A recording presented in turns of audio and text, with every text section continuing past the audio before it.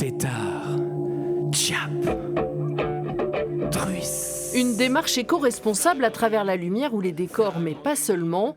Le groupe Aubec réfléchit à la façon de diminuer ses émissions carbone le plus possible. Sais-tu qui je suis?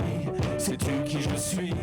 Le premier poste, ça reste quand même le transport, nous, dans ce qu'on fait, parce qu'on est, voilà, on bouge beaucoup, on fait de la route et donc automatiquement, on consomme. Donc on essaye, nous, à notre petit niveau, de se regrouper sur un seul véhicule, d'être autonome en matériel et d'être dans le même véhicule pour le matériel. La lumière est aussi une partie importante qui nécessite des adaptations pour limiter la consommation électrique.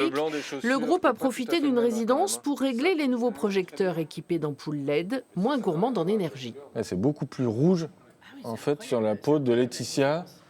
La difficulté dans le cadre du spectacle vivant est de trouver la correspondance entre les différentes sources de lumière. Laetitia, elle est éclairée, elle, par le projecteur traditionnel et Didier par le projecteur LED.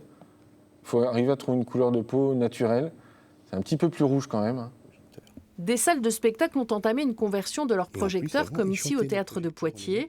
L'auditorium est désormais équipé, mais il est indispensable, à chaque fois, de s'adapter à une autre manière de travailler. Le métier de régisseur lumière n'est plus le même. Chaque machine, c'est quasiment des ordinateurs. Et puis nous, derrière, les consoles, il faut que ça suive aussi. Donc c'est vraiment un gros ordinateur qui gère tout ça, quoi. Il y a beaucoup de temps à passer en fait, derrière la console maintenant pour vraiment avoir ce qu'on a envie. Mais les ampoules LED ne sont pas non plus la solution ultime. Le coût n'est pas le même. Un projecteur LED coûte beaucoup plus cher qu'un projecteur traditionnel. Donc ça veut dire qu'il y a un amortissement aussi à prévoir.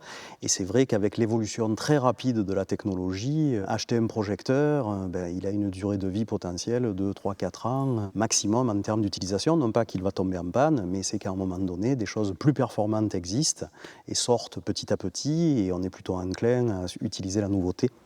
Il faut ajouter la problématique de la construction, de l'entretien qui ne peut être effectué sur place ou du recyclage. Autant de questions auxquelles il est difficile de répondre, cette technologie étant encore trop récente.